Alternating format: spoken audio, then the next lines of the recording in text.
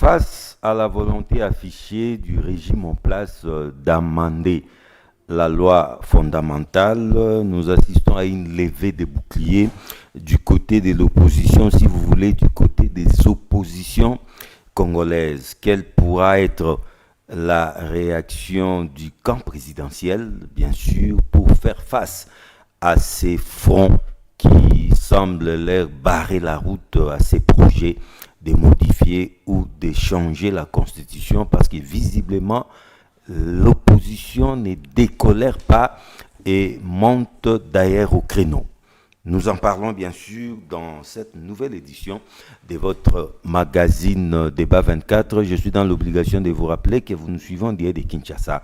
Kinshasa, c'est cette belle capitale de la République démocratique du Congo. Sur ce plateau, jusque-là, 2 invités nous ont honorés. Vous allez comprendre, il a plu à Kinshasa. Et avec les embouteillages, on va aussi en parler. Nous sommes honorés de la présence de maître Arnold Bombolo. Il est le président national des Alternatives 2028, qui est donc un mouvement sociopolitique. Bienvenue, maître. Merci beaucoup, cher journaliste. En face de vous, la seule dame de l'opposition qui nous reste, visiblement, elle s'appelle Dena Lukuku. Elle est la porte-parole du parti Envol, qui est donc le parti cher à messieurs Deli Sesanga. Bienvenue, madame. Merci, monsieur John. Alors, madame, vous gardez la parole. Je l'ai dit, hein, il était difficile d'accéder en ville cet après-midi, cette soirée. Non seulement aujourd'hui, mais ces derniers temps, c'est difficile de circuler dans les artères de la ville de Kinshasa. Des embouteillages monstres, des bouchons interminables. Madame, qu'est-ce qui se passe? C'est maintenant à la ville et au ministre du Transport de nous le dire. Parce que c'est vrai que dans les mois précédents, il y avait des embouteillages. Oui. Comme dans toutes les grandes mégapoles. C'est vraiment inimaginable de voir, comme je peux prendre l'exemple d'aujourd'hui, où j'avais un rendez-vous à 15h. Je me suis dit que je dois quitter à 13h pour arriver à l'heure à mon rendez-vous. Et figurez-vous que je quitte chez moi à 13h20. Non seulement je n'ai pas pu rehausser de ma présence à ce rendez-vous, et je suis arrivé à 16h en ville. Et nous pensons que ces décisions, parce que nous l'avons toujours dit, qu'il y a des décisions cosmétiques qui se prennent dans le gouvernement et dans le chef, je peux dire le gouvernement national et provincial. Et ça va faire un temps aujourd'hui que nous sommes en train de lire minutieusement, parce que nous nous rendons compte que la plupart des politiques et même de la population n'ont pas le temps de lire les comptes rendus des conseils des ministres, où il y a des résolutions qui sont prises, mais nous rendons compte en les lisant qu'au fait, ces personnes-là, ils ne sont pas là pour travailler, ils sont là juste pour, je ne sais pas moi quoi, pour le loisir. Parce que pour le compte rendu du conseil des ministres de la semaine passée, lorsque le VPM, ministre du Transport, fait rapport... Monsieur Jean-Pierre Bemba. Au président de la... Jean-Pierre Bemba Gombo, bien entendu, fait rapport à la première ministre et au président de la République, qui sont, bien évidemment, tous deux ici à Kinshasa. Il dit que les mesures qu'ils ont prises pour le sens unique... circulation alternée. Oui, la circulation maintenant est fluide, c'est vrai que... Mais nous nous posons la question de savoir, ils se mentent à eux-mêmes ou ils mentent à... La situation est pire qu'avant. Parce qu'aujourd'hui, nous disons que même le président de la République, il ne peut pas se leurrer, il est bel et bien dans les embouteillages. Et nous avons toujours fait des propositions depuis plusieurs années. Lesquelles, madame? Qu'il faudrait que l'État construise des routes. Non, mais là, c'est à long terme, madame. Non, ce n'est pas à long terme. Non, mais construire une route, c'est... Non, il faudrait construire des routes secondaires. Au minimum 3-6 mois. Ça peut être un projet à court terme. Parce qu'en 6 mois, on peut déjà construire des routes secondaires. Et n'eût été tout... si on travaille d'arrache-pied. Mais c'est ça, parce que vous voyez que dans ce pays, il n'y a que des détournements, il n'y a que de l'argent qui sont mis dans des caves et tout ça. Et l'argent n'est pas mis plutôt au service de la République, au service de la population. Voilà pourquoi nous disons aujourd'hui, je sais que nous allons passer par là, que l'opportunité aujourd'hui, c'est de servir la population congolaise. Parce que nous voyons qu'aujourd'hui, avoir un véhicule, c'est devenu un casse-tête. Nous ne savons pas où se donner de la tête. Il faudrait construire des routes. Et on ne peut pas dire que ça doit être fait à moyen ou à long terme. C'est un projet qui doit bel et bien être fait à court terme pour désengorger les routes, pour désengorger tout, enfin, par où la population peut passer. Et c'est maintenant à moyen terme ou à long terme qu'on peut maintenant mettre en place des transports de masse, à l'occurrence des trains. Il y a aujourd'hui des tramways à l'étranger. Nous voyons qu'il y a des TGV, il y a des métros et tout ça. Et nous voyons que malheureusement, ces personnes qui vont dans des pays étrangers pour faire du shopping et tout ça, ils ne reviennent pas avec des nouvelles technologies pour aider la population. Et c'est très décevant. Non mais madame, là, bientôt c'est le mois de décembre. Vous savez dit qui dit mois de décembre sont des festivités de fin d'année. Bien évidemment. Mais là, les pires restent à venir. Nous n'allons plus circuler dans cette ville. Mais nous n'allons pas circuler parce que là, vous avez déjà un véhicule, mais vous ne savez pas comment mettre ce véhicule-là sur la route et pouvoir circuler. Et nous nous posons maintenant la question, quand sera-t-il moi, personnellement, en venant ici, j'ai dû garer quelque part. Mais c'est tout ce que nous faisons ces derniers temps. Donc, quand vous n'arrivez plus à avancer, vous êtes obligé de prendre une moto. Oui. Et vraiment, toutes ces décisions cosmétiques, nous pensons qu'aujourd'hui, le gouvernement de Félix Tshisekedi doivent mettre leur tête sur place, éviter d'avoir des décisions, choses qui prennent ailleurs. Avant que je ne donne le mal à Arnold Bombolo, on traite un mal par ses causes. Voilà. Quelle est la cause ou quelles sont les causes de cette situation? Mais je l'ai bien dit tantôt, il n'y a pas de route dans ce pays. S'il y a ces quelques routes, il y a des nids de poules, nous voyons déjà l'exemple de Willery. C'est pas aussi l'indiscipline des usagers de la route. Mais quelles indisciplines? Non, parce que vous savez, à Kinshasa, tout le monde a la priorité, chacun roule à sa manière. Mais voilà pourquoi on brûle les feux. Voilà pourquoi nous disons que le pays l'indiscipline n'est pas gouverné, la ville n'est pas gouvernée. Lorsque vous avez une police de roulage qui est mise sur la route pour pouvoir réguler le trafic routier et qui sont là à arrêter à tort et à travers, à chercher à rançonner les conducteurs, et c'est tout ça là qui crée des embouteillages aussi. Vous voyez d'autre part qu'il y a des routes qui s'abîment aussi par rapport à l'insalubrité de la ville de Kinshasa. Parce que lorsque vous voyez ces bouteilles en plastique qui ne sont pas recyclées et qui remplissent les caniveaux, l'eau se cherche un endroit où passer. Parce que lorsque vous ne canalisez pas l'eau, l'eau cherche une voie par où passer. Et vous voyez que en conséquence, il y a, à partir de ce débordement-là, les routes qui s'abîment. Et lorsque ces routes-là prennent des nids de poules ou bien c'est en train de se casser, vous voyez qu'aujourd'hui, même le gouvernement n'arrive pas à remettre en état ces routes qui sont abîmées. Et vous voyez d'autre part aussi qu'il y a d'autres routes, nous disons des routes secondaires, qui doivent en principe être construites. Et c'est tout ça là qui n'est pas fait. Nous disons qu'aujourd'hui, le gouvernement est ailleurs. Ils sont là que pour leurs propres intérêts, le partage des gâteaux et tout ça. Mais ils ne voient pas comment faire pour mettre la population congolaise dans un niveau où ils auront des routes bien faites. Et c'est vraiment très dommage. Maître Arnold Bombolo, circuler ces derniers temps, nous avons toujours vécu dans cette ville. Il y a toujours eu des embouteillages, ça c'est vrai. Mais ces derniers temps, la situation ne fait qu'empirer. Les autorités ont pris un certain nombre de mesures, essentiellement les circulations alternées, mais on a l'impression que les choses vont de mal en pis. Cher John, laissez-moi d'abord saluer le peuple congolais et surtout plus particulièrement la population de mon territoire de Ingende dans la province de l'Équateur.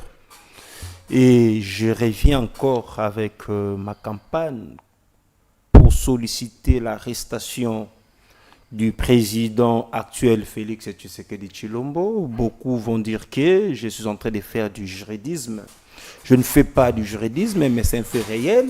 Le président de la République a violé intentionnellement l'article 198 de la Constitution lors de l'investiture de M. Bobo Boloko Bolumbu comme gouverneur de la province de l'Équateur pour son 3e mandat. Pendant que la Constitution de notre pays limite le mandat des gouverneurs pour un mandat de 5 ans renouvelable une seule fois. M. Bobo Boloko Bolumbu fut gouverneur à l'époque de Joseph Kabila parce qu'il fut secrétaire exécutif provincial du PPR d'Équateur de 2016 jusqu'en 2018. Et en 2018, comme tout Congolais qui se respecte, il a quitté le PPRD pour aller à l'UDPS et il avait renouvelé son mandat de 2018 en 2023. Or, de 2023 à 2028, M. Bobo Boloko Bolumbu ne pouvait pas être gouverneur de la province de l'Équateur parce que là, il est dans son 3e mandat, ce qui est interdit par notre constitution. Alors, le président de la République, qui est le garant des bons fonctionnements des institutions, il ne pouvait pas investir M. Bobo Boloko Bolumbu comme étant gouverneur. Mais il en a fait consciemment. Donc, je demande au procureur général près de la Cour constitutionnelle d'entamer des procédures judiciaires contre Félix Tshisekedi pour qu'enfin qu'il réponde de ses actes devant son juge naturel, qui est la Cour constitutionnelle, bien évidemment en respectant la procédure pour sa mise en accusation. Maintenant, par rapport aux mesures prises par, entre guillemets, les autorités du pays, moi je l'ai toujours dit, notre pays n'est pas dirigé. Le pays est visité par les animateurs aux institutions. Et c'est ce que nous regrettons, nous Congolais. Déjà à l'époque, je le disais, les jours où l'UDPS sera au pouvoir, l'État congolais va cesser d'exister. Et au jour d'aujourd'hui, les faits me donnent raison. Partant des décisions qui ont été prises par, entre guillemets, les autorités, moi je l'avais déjà dit, je crois il y a des émissions passées, je l'avais dit que ce ne sont pas des mesures qui vont aboutir. Pourquoi? Parce que la ville de Kinshasa, moi je considère cette ville comme étant l'enfer. L'enfer? Oui. Nous vivons en enfer. Mais bien sûr, avec une grande superficie de 996 km². Vaste étendue. Oui, ce n'est pas une ville à blaguer. Et remettre cette ville entre les mains de quelqu'un qui n'a jamais été préparé pour ne fût-ce qu'assumer des fonctions ou soit être chef du quartier, c'est vraiment encore détruire la ville de Kinshasa. À l'occurrence, Daniel Bumba, ce n'est pas quelqu'un... Dans les embouteillages, c'est Daniel Bumba. Non, ce n'est pas quelqu'un qui a été préparé pour... Nous parlons embouteillage. C'est ce que je suis en train de dire. L'embouteillage, la cause principale, de l'embouteillage, je crois, Madame Dena, oui, a dit, c'est manque de routes dans la ville de Kinshasa. Nous n'avons pas de routes. Et trop de véhicules. Et il n'y a même pas trop de véhicules. C'est-à-dire, les routes qui nous restent ne sont pas en bon état. Et la plupart des routes sont dans un état de développement très avancé. Nous n'avons pas de routes, c'est vrai, mais pendant ces temps, il n'y a que des véhicules qui entrent. Non, c'est ça que je suis en train de dire. Nous n'avons pas, parce que lorsque vous voyez sur votre avenue les gens qui ont des véhicules, et par rapport à ceux qui sont de piétons, vous allez constater que ceux qui ont des véhicules ne sont pas si nombreux. Ne sont pas si nombreux que par rapport aux piétons. Bon, ça dépend des quartiers. Hein. Non, pas ça dépend des quartiers. Ouais. Là, c'est le principe. Le principe en est que la plupart des Congolais n'ont pas de véhicules. Alors, s'il y a des embouteillages, c'est tout simplement parce que les routes sont dans un état de délabrement très avancé.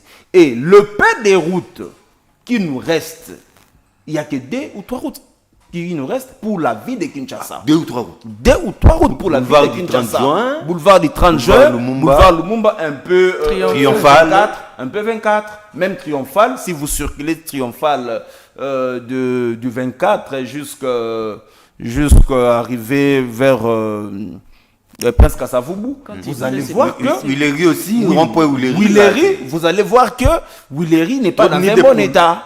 Donc, ce que le gouvernement aurait dû faire. Donc pour une ville comme Kinshasa, il y a que 2 ou 3 bonnes routes. Tout à fait. C'est de nous construire des routes secondaires et permettre maintenant aux Congolais d'évacuer librement de leurs occupations. Mais maître, en attendant de construire ces routes secondaires-là, dans l'immédiat, que peut-on faire? Non, dans l'immédiat, la première des choses, vous savez, la décision qui a été prise par le ministre provincial du transport, cette décision viole d'abord le code de la route.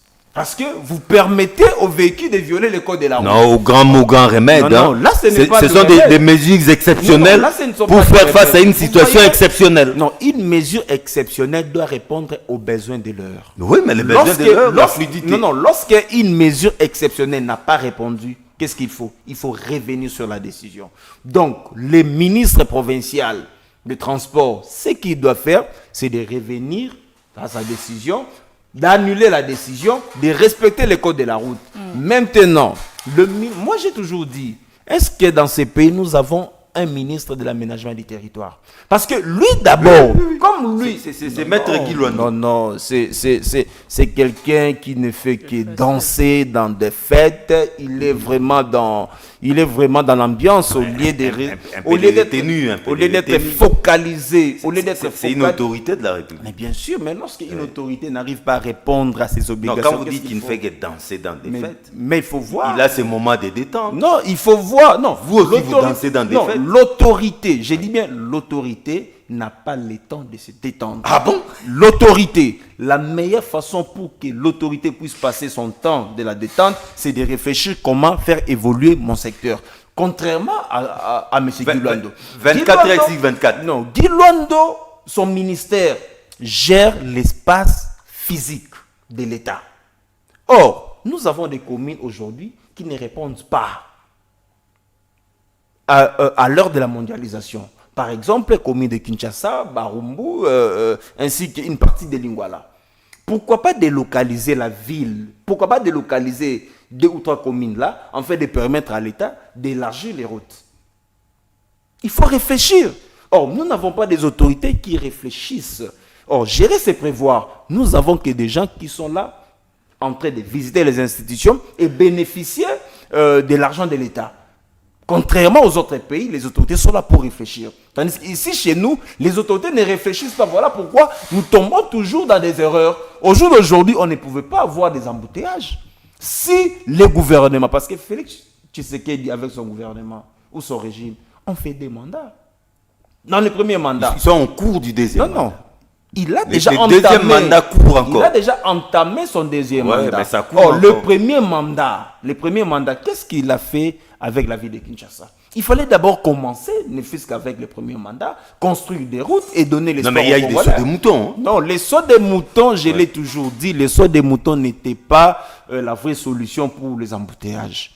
Sauts des Aujourd'hui, nous moutons- sommes rattrapés par Non, cette réalité. Saut des moutons, c'était peut-être pour permettre le carrefour qu'il n'y ait pas les embouteillages. Par exemple, 2 ou 3 avenues qui se croisent, il faut maintenant chercher comment faire en sorte que les 3 avenues-là ne se croisent plus. Voilà pourquoi on avait construit les sauts des moutons. Mais au jour d'aujourd'hui, il fallait maintenant aller jusqu'au fond pour nous construire des routes secondaires. Et les routes, le peu de routes qui nous restent, par exemple Willery, vous ne pouvez pas circuler Willery. Willery est dans un état de développement très avancé. Qu'est-ce qu'il faut faire? Il fallait maintenant arranger, ne fût-ce que Willery. Mais même arranger, les autorités n'arrivent même pas et construire des routes. Mais si une route principale comme Willery est ignorée, que dire des routes secondaires? Alors, donc voilà pourquoi la cause principale de l'embouteillage, c'est manque de routes. Pour maintenant pallier à Mais la il y a aussi situation... une part d'indiscipline. Non, l'indiscipline, c'est ce que nous disons. Oui. Cette indiscipline-là vient Si au moins tout le monde était discipliné, Non, ça peut améliorer les choses. non. Dans la ville de Kinshasa, avec Beaucoup une grande d'indisciplinés. superficie, Oui. n'a que quelques routes. Comment vous pouvez imputer la responsabilité aux usagers de la route? Non, mais Parce que tout le monde... Mais ils ne sont pas éduqués, Non, la plupart des usagers de la route. Kinshasa n'a qu'un sens unique. Le matin, tout le monde se réveille. Centre-ville. Les institutions, c'est dans le centre-ville de Kinshasa. Gombe. C'est la Gombe. Alors, tout Les le monde soirs- maintenant se précipite pour arriver à la Gombe à temps. Et les soirs, tout le monde maintenant... Sens inverse. vers la cité. Pourquoi pas? Donc, les embouteillages doivent exister. Pourquoi? Parce que nous n'arrivons pas à délocaliser nos institutions. Si on avait peut-être construit un marché central vers Maluku, est-ce que les gens qui habitent Maluku, Tchango et tout comme ça, ils n'allaient pas venir vers les grands marchés pour vendre? Bon, peut-être Par là. exemple, si on avait les centres financiers Pourquoi on a construit ça encore à la Gombe? Il fallait construire les centres financiers, par exemple, à Maluku, pour permettre aux gens qui vont utiliser les centres financiers d'aller vers Maluku. Mais la solution passera peut-être par les changements de la Constitution. Non, le changement de la Constitution n'est pas une solution. La Constitution, Madame Lukunku, la Constitution ne bloque rien les institutions. C'était juste pour rire que non, même les embouteillages, il faudra changer des constitutions. Non. Alors, Madame Lukunku, vous êtes à la ligne de l'actualité parce qu'il y a un mouvement ne touche pas à ma Constitution, c'est ça, hein? Alternative, quelque chose comme ça. Alternative 2028. Oui, donc c'est-à-dire que un front patriotique. Un front est en train de se former, un front anti-changement de la Constitution, anti-révision de la Constitution. Avant-hier, je crois que vous étiez dans la rue et visiblement, il y a eu quelques-uns de vos militants ou des cadres qui ont été arrêtés, mais aussitôt relâchés. Qu'est-ce qui s'est passé? Non, on ne peut pas dire qu'ils étaient aussitôt relâchés parce que ça sera très simpliste. Ce n'était pas avant-hier, mais c'était hier. Et j'y étais personnellement. Où l'opposition, dite opposition APT, qui avait voulu entreprendre une activité de manière pacifique. Il y a eu des documents qui avaient été livrés chez le gouverneur, au gouvernement provincial, et l'autre qui avait été livré à la police pour nous aider à pouvoir mieux faire notre activité comme cela devait se faire hier.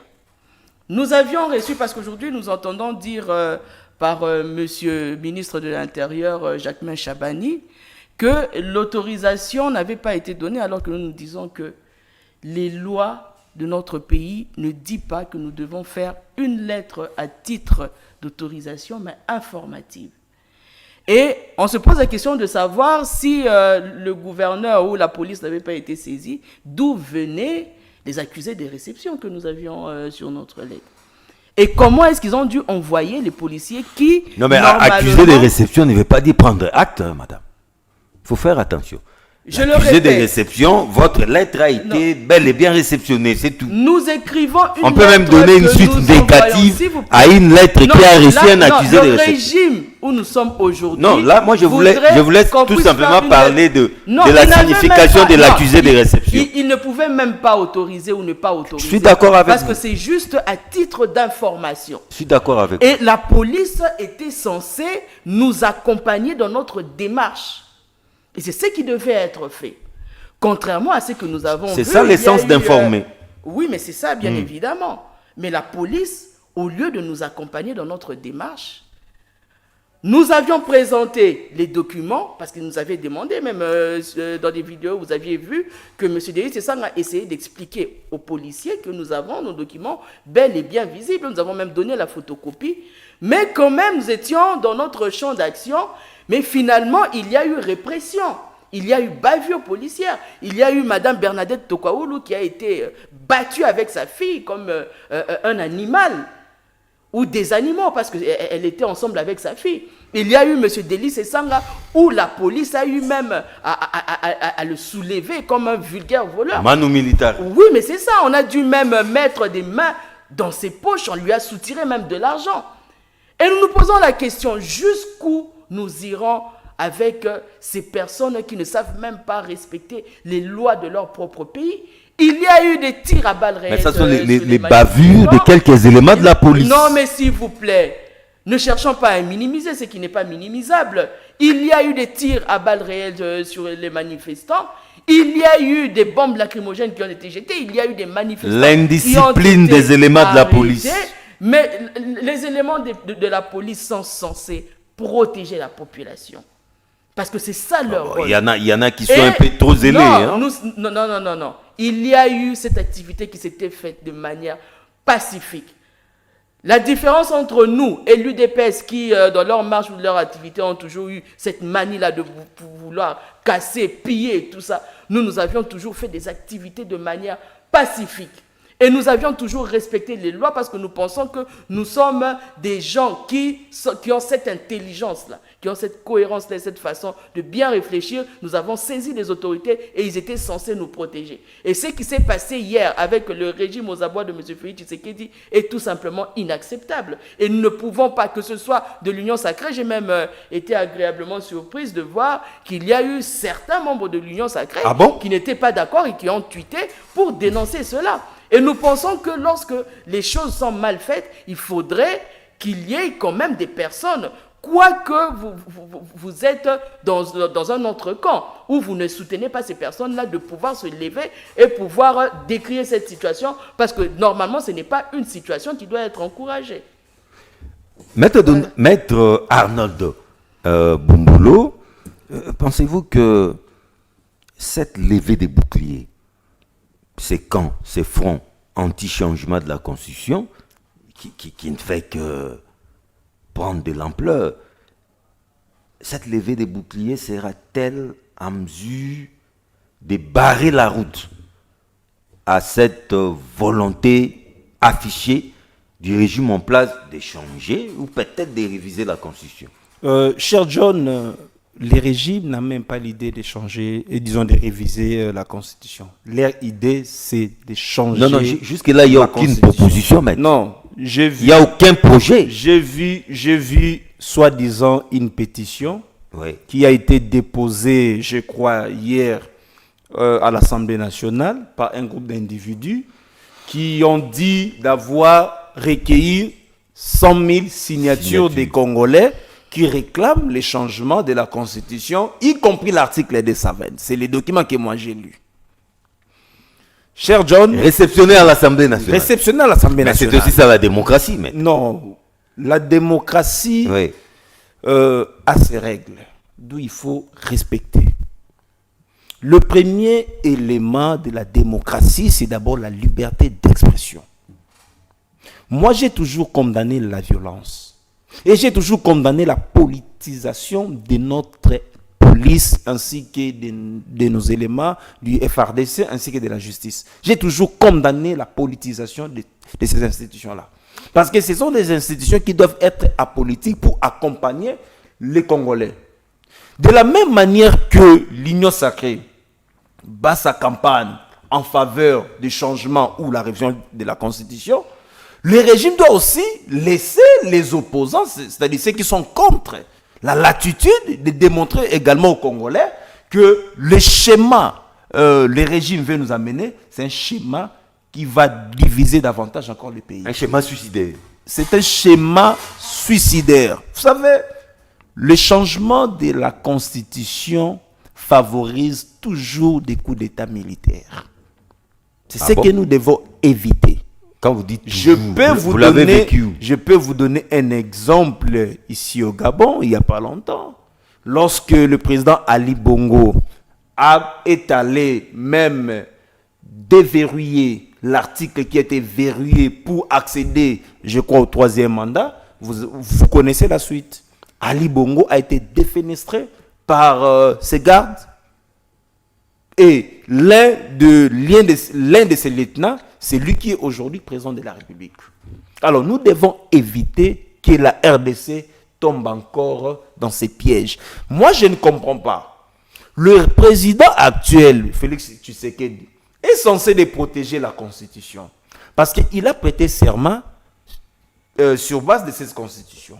Si aujourd'hui il est président de la République, c'est sur base de cette Constitution. Si aujourd'hui il bénéficie des avantages qu'il a aujourd'hui, c'est sur base de cette Constitution. Vouloir changer la Constitution, c'est une manière de se faire un coup d'État sans le savoir. Et il va tomber à une infraction imprescriptible que l'article 64 parle du tentative du renversement d'un pouvoir légalement établi. Moi, je ne comprends pas comment un président de la République, un président en exercice, veut se faire un coup d'État. En tout cas, je ne comprends pas cette démarche. Mais c'est quelle fiction juridique là? Non.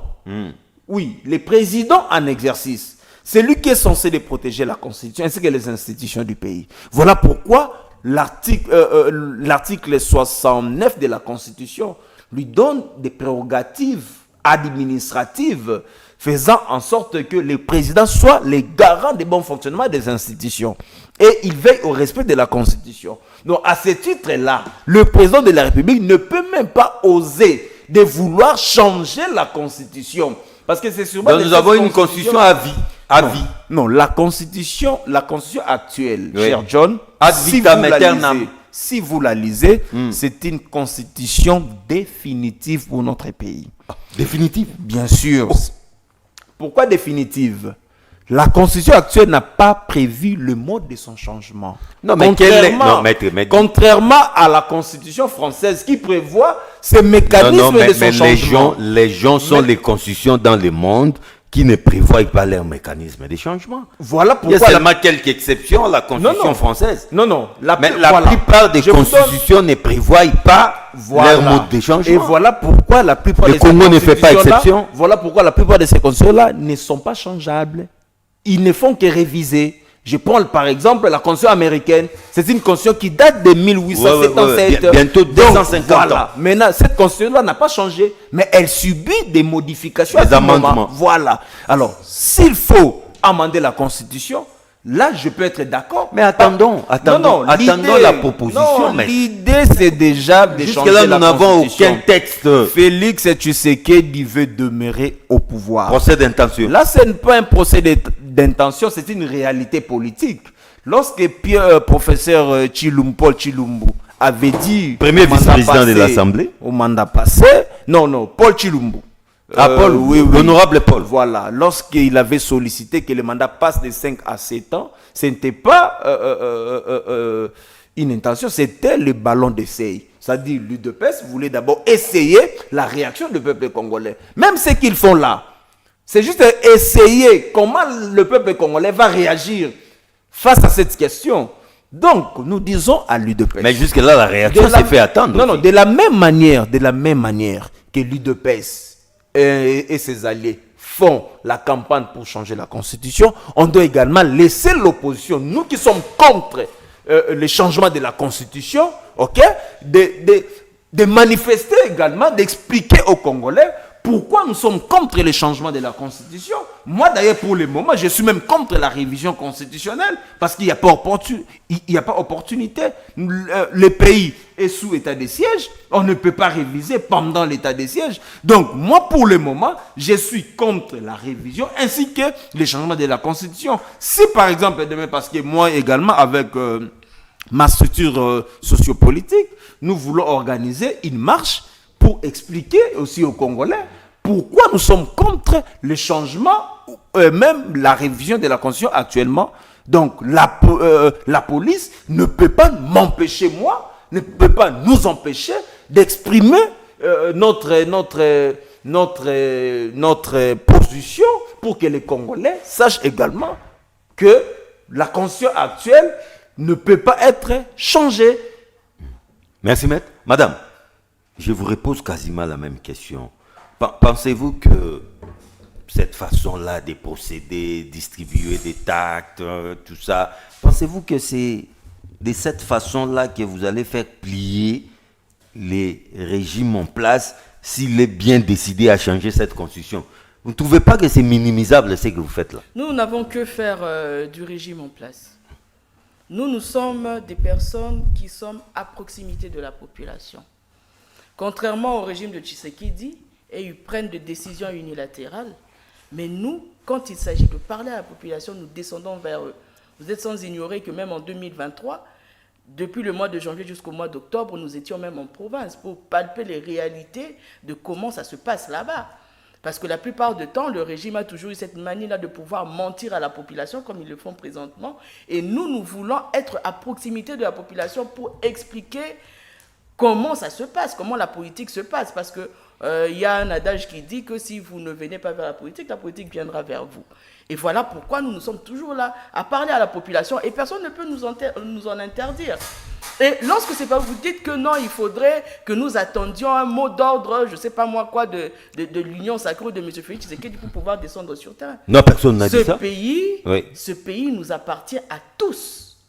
Et nous avons le droit de faire ou bien entreprendre des activités quand nous le Mais pour voulons. quel résultat? Parce que, C'est pas pour amuser la galerie, ça. Ce n'est pas à M. Félix Tshisekedi ni à l'Union sacrée de pouvoir quantifier ou bien de pouvoir évaluer le résultat que ça aura. Non, mais pour quelle efficacité? Mais ça, c'est pas pour amuser la galerie. Pourquoi? Non, ce n'est pas amuser la galerie, parce que lorsque nous sommes descendus sur terrain, nous avons eu le temps d'expliquer à la population, et la population nous avait compris. Il y avait même d'autres qui cherchaient à avoir ces tracts pour aller redistribuer auprès de leur famille.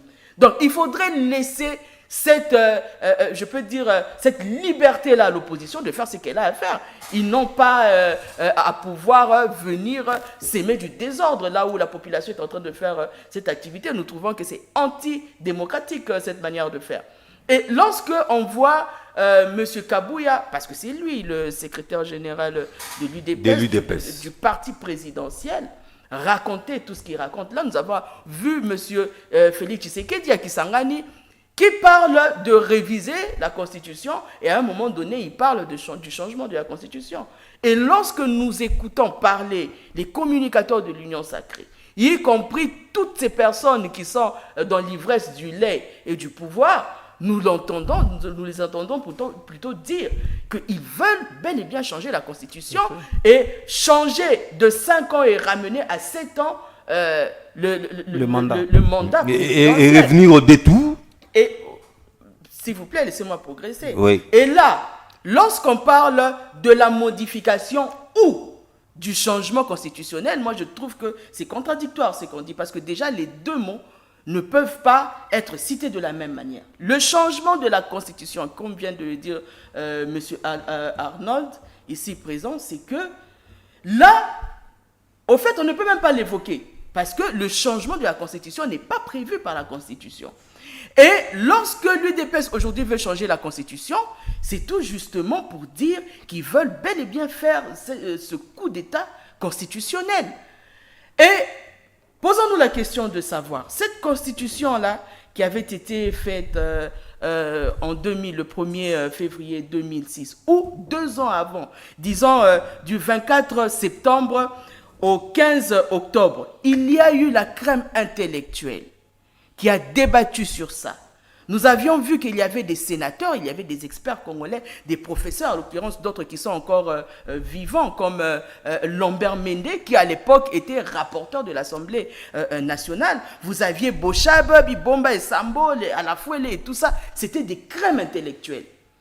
Et il y avait la présence de l'opposition non armée. À l'occurrence, M. Etienne Tshisekedi qui était présent. Et le même M. Etienne Tshisekedi qui avait mis sa main sur la Constitution en 2011, bien que c'était sous les arbres chez eux à Limité, il avait juré de pouvoir protéger cette Constitution. Et de même que M. Félix Tshisekedi l'a fait en 2019 et en 2023. Et aujourd'hui, dire que la Constitution est une malédiction de la République démocratique du Congo, comme l'a dit M. Augustin Kabouya, au fait, c'est cracher sur leur propre mort de 2016, parce que vous êtes sans ignorer qu'il y a eu des militants qui avaient été calcinés à l'UDPS pour les mêmes raisons. Il y a eu Rossi Mukendi, il y a eu Thérèse Kapangala, il y a eu toutes ces personnes-là qui avaient été molestées, y compris les prêtres à l'époque. Les prêtres aujourd'hui qu'on traite de mendiants parce qu'ils se nourrissent de leurs aumônes. Et vous voyez que cette ivresse de pouvoir fait assez qu'aujourd'hui, ils veulent changer la Constitution qui n'est même pas prévue. Et là, nous allons donc passer de la Troisième République à la 4e. Et pour cela, il faudrait qu'il y ait un coup d'État, comme l'a dit M. Arnold ici présent, soit un coup d'État constitutionnel. C'est bel et bien ce que M. Félix Tshisekedi veut faire. Et il y a deuxièmement la réforme de la Constitution, quand on parle de modifier la révision constitutionnelle, où il y a certaines dispositions de la Constitution, certains articles qui doivent être changés. Et pour cela, il faudrait que l'UDPS et l'Union sacrée disent quelles sont ces dispositions de la Constitution que l'on doit changer. Parce que là, lorsqu'ils évoquent, par exemple, l'article 217 de la Constitution, où on dit qu'on peut céder une part de souveraineté, je ne sais pas moi quoi, à l'Union africaine ou quelque chose comme ça, mais Nous nous posons la question, est-ce que ces personnes comprennent réellement ce qui est écrit? Parce que moi, je n'ai pas fait le droit, mais je sais comprendre que tous ces États qui sont à l'Union africaine ont communément dans leur constitution cet article-là. Parce que c'est ça qui fait, au fait, à ce qu'ils puissent avoir ce lien entre eux. Et M. Félix Tshisekedi, aujourd'hui, qui veut changer la constitution à cause de cet article et qui n'est pas encore sorti de l'Union africaine, nous nous posons la question, mais est-ce qu'il comprend exactement ce qu'il fait? Lorsqu'il parle du gouvernement qui est mis en retard pour pouvoir exercer. Mais M. Félix Tshisekedi tend vers la fin de son deuxième mandat et le gouvernement est bel et bien installé. Rien n'empêche à M. Félix Tshisekedi de pouvoir rencontrer les désidératas de la population avec ce gouvernement. Mais puisqu'il veut changer à cause du gouvernement, étant donné qu'il est en train de partir, ça voudra dire bel et bien, là nous suivons l'esprit de leur dire. Il veut bel et bien s'octroyer une autre mandature. Voilà pourquoi il voudrait le faire. Non, c'est pas... Madame, jusque-là... Ils l'ont dit. Jusque-là, nous discutons sur les sexes des anges. Non, ne discutons pas sur les sexes des anges. Mais on n'a pas encore vu ce projet. Qu'est-ce que l'UDPS propose? On n'a pas à voir le projet. Parce qu'on dit que les paroles s'envolent, les écrits restent. Mais de nos jours même, les paroles ne s'envolent plus. Oui, mais c'est ça justement. Ouais. Les paroles s'envolent, mais les vidéos restent. Nous avons entendu M. Félix Tshisekedi le dire, manifester cette volonté. Nous avons entendu maître, je ne sais pas moi, je ne sais pas s'il est maître, le professeur Mbata, qui autrefois avait soutenu en disant que la Constitution était la meilleure depuis 1960 et aujourd'hui retourner sa veste. Merci, et madame. nous pensons que pour eux, au fait, c'est leurs propres intérêts qui priment parce que la Constitution n'interdit pas à M. Félix Tshisekedi de pouvoir industrialiser l'agriculture, faire l'autoprise en charge alimentaire, ramener la paix à l'Est. D'ailleurs, même la guerre que lui-même a fomentée avec le M23. Parce que lui, il avait dit que cette guerre-là avait pris fin par la puissance du feu en 2013. Donc, que c'est lui qui l'a ramené. Donc, il y a, je vais chuter par là, il y a cette pléthore des besoins de la population, y compris les embouteillages, qui ne demandent pas que la Constitution soit changée pour pouvoir y remédier. Donc, nous voyons que, au fait, les décisions qu'ils veulent prendre sont juste des décisions pyromanes et pas pour le bien de la population. Avant que je ne revienne à vous pour la conclusion, mais sans pour autant vous demander de faire de la divination, mais plutôt une sorte de perspective. D'un côté, front des anti-changements de la Constitution qui ne décolèrent pas, mais visiblement, de l'autre côté aussi, le camp présidentiel y tient. Alors, voyez-vous que nous sommes là partis pour un bras de fer sans issue? Non, cher John, vous savez, les régimes actuels doivent cesser avec ces aventures. Là, c'est une aventure, c'est ce que les régimes veulent faire. Moi, j'ai toujours dit, le mal de ce pays, c'est d'avoir l'UDPS comme parti politique, d'avoir Etienne Tshisekedi, disons Félix Tshisekedi, comme étant président de la République. Là, je ne cesserai pas de le dire. Moi, je l'ai toujours condamné, même à l'époque de Kabila, parce que ce qui m'avait motivé de quitter à l'époque le PALU, c'était du fait pour le PALU de vouloir soutenir le troisième mandat de Joseph Kabila. Parce qu'à l'époque, on m'a demandé entre la fonction ainsi que les combats, et j'avais opté pour les combats. J'avais démissionné parce que j'étais conseiller quelque part. J'étais dans l'obligation de démissionner. Donc, je n'ai jamais soutenu ce qui est insoutenable. Je soutiens le peuple congolais et je soutiens la bonne position. Au jour d'aujourd'hui, c'est le pouvoir qui veut nous amener à un bras de fer. On ne pouvait pas assister actuellement ces débats ici du changement de la Constitution. Non, nous sommes dans un pays démocratique. Non, le pays démocratique ne veut pas dire que dans une république, il n'y a pas de tabou. Il n'y a pas de tabou. Non, les régimes veulent tout simplement imposer sa volonté. Les régimes ne veulent même pas un débat. Ces derniers temps, vous ne voyez pas que les communicants de l'Union sacrée ont cessé, disons, ont vidé les plateaux. Ils ne communiquent plus parce qu'ils n'ont pas de matière, ils n'ont plus d'arguments. À l'époque, il parlait, le président est bloqué par le FCC. Le FCC est parti. C'est maintenant la Constitution qui bloque le président de la République. Rwanda. Tantôt Kabouya dit c'est Kagame. Si aujourd'hui le pays, si aujourd'hui on a des embouteillages, c'est Kagame. Kabouya n'allait même plus le pour dire que tout ce qui se passe à l'UDPS, c'est Kagame.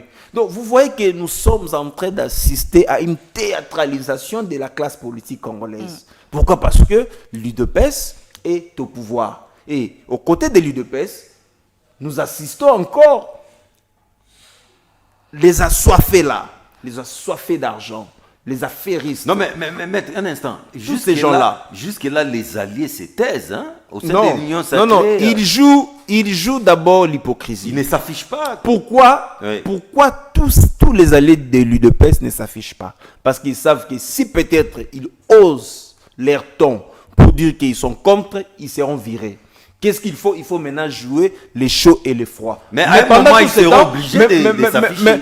Mais pendant tout ce temps, Vital Kamerhe, via ses services, ont réceptionné la pétition venant, je ne sais pas, je Non, ne sais c'est pas normal, moi. c'est Non, normal. je ne sais pas Ils ne moi. pouvaient pas refuser. Alors, si au jour d'aujourd'hui, Oui. l'opposition est allée déposer une pétition sollicitant le départ de Félix Tshisekedi, est-ce que les services de l'Assemblée nationale vont bel bien réceptionner C'est ça. Ouais, ils doivent ces courriers-là? réceptionner. Ils J'ai doivent dit non, d'ailleurs, on vient de vous démontrer. L'opposition vient d'organiser une marche. Non, pour c'était pas une expliquer- marche. Non, C'était pas une mais- marche. Oui, non. C'était une distribution Une des distribution tags. des Oui, tracts. oui, distribution des tracts. Oui. Mais ils ont quand même informé l'autorité parce que nous sommes sous le régime d'information. Vous aviez vu la répression.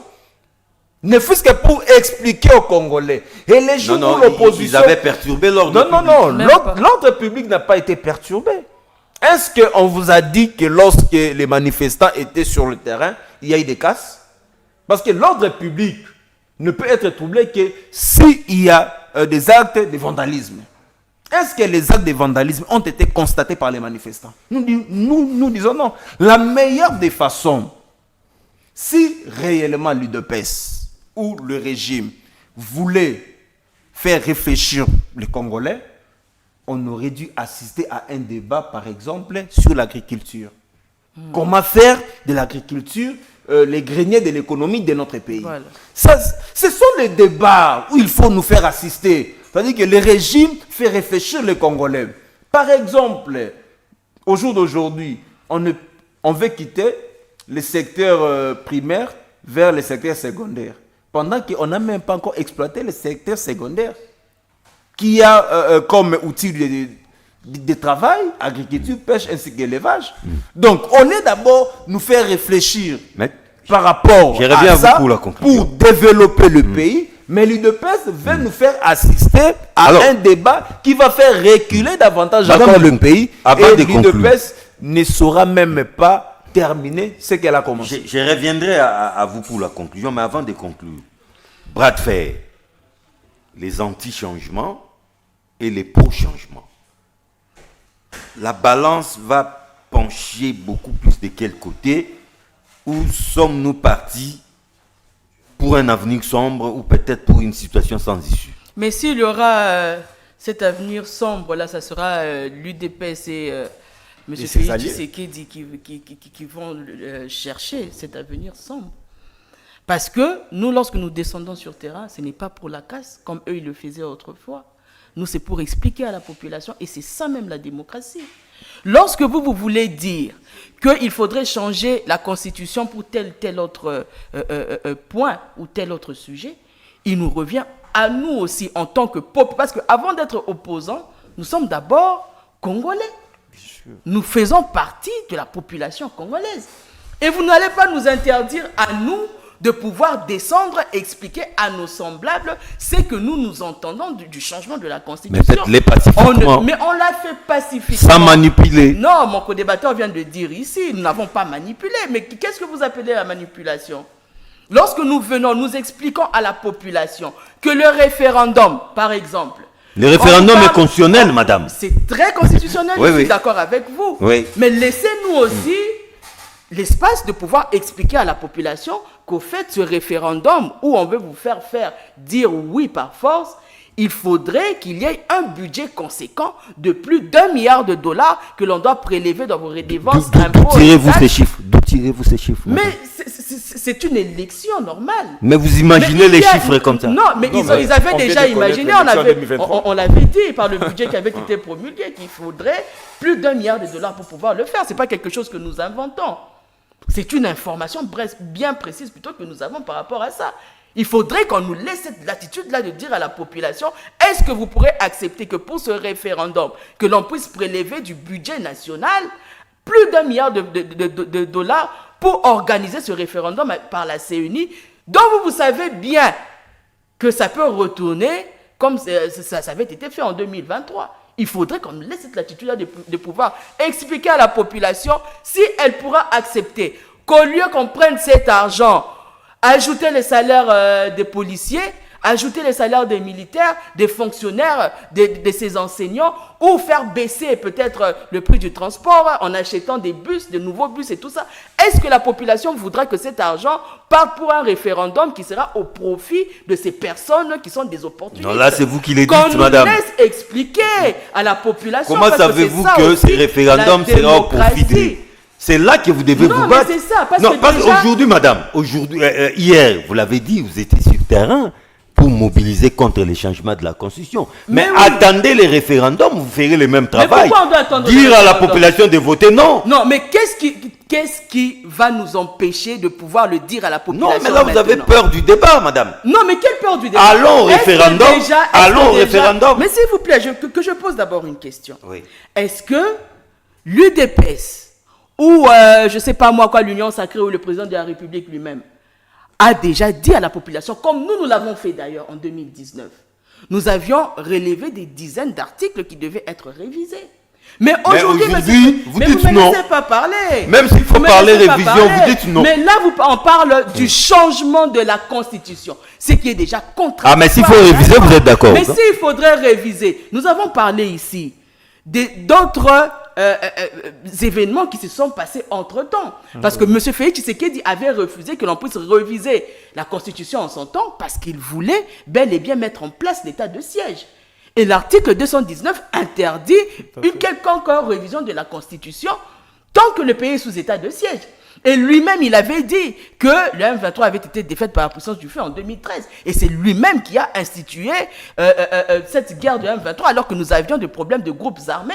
En appelant ces personnes pendant plus de 14 mois, il y a eu des choses qui se sont faites après. Merci, madame. Et tout ce que nous disons par rapport à l'opportunité de la révision, parce que là même la révision n'est plus opportune. Pourquoi? Oui, parce que M. Félix Tshisekedi a créé des situations de guerre, il a créé des situations de déplacés de guerre, il a créé des situations de famine qui doivent remédier avant une quelconque... Je vous reviens pour la conclusion. Maître Bombolo, en 2 minutes, ça sera votre conclusion. Et par rapport aux embouteillages, et par rapport au changement ou à la révision de la Constitution. Oui, cher John, ma conclusion... elle est simple. En ce qui concerne les embouteillages, que les gouvernements puissent construire des routes dans la ville de Kinshasa. Non seulement dans la ville de Kinshasa, mais sur toute l'étendue du pays. Si aujourd'hui, Kinshasa n'est pas le Congo, au jour d'aujourd'hui, je vous dis, la province de l'Équateur ainsi que tant d'autres provinces sont dans les oubliettes du gouvernement central. Si vous partez aujourd'hui dans la province de l'Équateur, si je prends la route Mbandaka-Bikoro, Mbandaka-Kalamba, Kalamba-Ingende, la route est dans un état de délabrement très avancé. Or, c'est une route nationale. Que le gouvernement puisse d'abord nous construire des routes, au lieu de nous amener à un débat qui n'a ni sens, ni même sa valeur existentielle pour le moment. On a besoin de voir les gouvernements travailler au lieu de distraire. Si par exemple le gouvernement a estimé qu'il a lamentablement échoué, si le président Tshisekedi estime qu'il a lamentablement échoué, au lieu de nous distraire avec des débats stériles, la meilleure des façons, c'est de rendre l'établier et de donner la place au président du Sénat pour nous organiser des élections, afin que nous ayons des autorités compétentes pour que le pays puisse décoller. Au jour d'aujourd'hui, cher John, On doit quand même réfléchir 5 ans ou 50 ans après. Les Congo sera comment? Parce qu'au jour d'aujourd'hui, on ne sait même pas. Les Congolais n'ont pas de travail. Où allons-nous? Les Congolais n'ont pas d'eau, n'ont pas l'électricité. Ceux qui travaillent n'ont pas un salaire consistant. Pas des routes. Il n'y a pas de routes. Au lieu que les régimes puissent mettre les Congolais autour d'une table pour réfléchir sur des questions essentielles, mais les régimes veulent diviser encore les Congolais. En ce qui concerne les changements de la Constitution, je l'ai toujours dit, les changements de la Constitution n'est pas constitutionnel. Vouloir changer la Constitution, c'est se faire un coup d'État sans le savoir. Merci, maître. Donc, le président de la République, Félix Tshisekedi, est censé protéger la Constitution. Il ne peut pas nous amener vers une guerre que lui-même ne saura même pas terminer. Madame Lukunku, votre conclusion. J'aime beaucoup cette situation de la citation plutôt de la Jos Kassout qui dit que la politique est la science de l'exigence. Ça voudra dire que d'abord pour la ville de Kinshasa, il faudrait, même pour tous les politiciens actuels de notre pays, il faudrait qu'on arrête d'avoir des influenceurs à la place des personnes politiques. Les influenceurs. Oui, nous avons plus des influenceurs. Et les TikTokers. Oui, voilà, ils aiment trop s'afficher dans les réseaux sociaux. Les TikTokers politiques. Quand ils sont là à faire leur shopping, ils se prennent en selfie et tout ça. Nous n'avons pas besoin de ça. Nous avons besoin des technocrates, des gens qui sont là avec une conscience de faire pour pouvoir mener ce pays à bien. Parce que nous voyons que la plupart du temps, quand ils vont faire leur shopping à l'étranger, ils voient comment ça fonctionne de l'autre côté. Moi, j'ai toujours dit que c'est une très mauvaise foi. On sait les assimiler peut-être à des sorciers. Parce que quand ils sont à l'étranger, ils voient ce qui se passe, mais ils ne savent pas copier les bonnes choses pour les emmener. Ici, ils sont là-bas, ils se promènent dans des métros, ils se promènent dans des TGV et tout ça. Et ici, on vient nous inaugurer des locomotives de 1776. Et je trouve que ce n'est pas logique. Il faudrait qu'ils se mettent au travail. Il faudrait que la ville et le pays soient gouvernés. Et par rapport au changement de la Constitution, je l'ai mentionné ici qu'en 2006, déjà depuis 2004, il y avait la crème intellectuelle qui avait débattu sur le changement de la Constitution ou ce qui devait être, ou bien ce qui devait être inséré dans cette Constitution. Et ce n'est pas cette crème intellectuelle que nous avons aujourd'hui. Lorsque vous avez déjà la première ministre qui ne sait pas faire la différence entre l'article 69 et l'article 89, ça arrive. Qui dit que le changement de la Constitution, au fait, est mentionné par l'article 89 de la Constitution, alors qu'elle est la première ministre d'un gouvernement. C'est un lapsus, madame. Non, c'est une dame qui est née et grandie dans une famille qui parle français. Ouais, elle sait faire la différence entre 69 et 89. C'est pas une faute, c'est une erreur. Tout ce que nous allons demander à ce gouvernement, parce que, bon, nous comprenons peut-être qu'ils n'ont jamais eu le temps de lire, parce que pour le Congolais, pour garder une bombe, il faudrait les mettre dans un livre, qui prennent la Constitution, qu'ils la lisent dans son entièreté, et ils verront que les articles, le changement dont ils veulent faire mention, ce n'est pas parce que la Constitution ne reflète pas la réalité des Congolais, ou toutes ces raisons qu'ils sont en train d'évoquer actuellement, mais aujourd'hui, la population qui n'est plus dupe comprend qu'au fait, ils veulent le faire pour s'éterniser au pouvoir, et ce n'est pas pour leur propre, pour le bien de la population. Voilà pourquoi, lorsque vous voyez l'opposition, que eux appellent l'opposition à péter, parce que là maintenant nous voyons que la peur a changé de camp, qui laissent à l'opposition cette liberté de pouvoir faire leurs manifestations, et eux, s'ils trouvent qu'ils ont des arguments solides, eh bien qu'ils viennent avec sur la table et on va en discuter. Merci beaucoup, Madame Dena Lunkunku. Je rappelle que vous êtes porte-parole du parti En Vol. Merci également Maître Arnold de Bomboulou, président national de Alternative 2028, un mouvement sociopolitique. Vous avez peut-être compris que le débat d'aujourd'hui était un peu à sens unique. Comprenez-nous, nos invités du camp présidentiel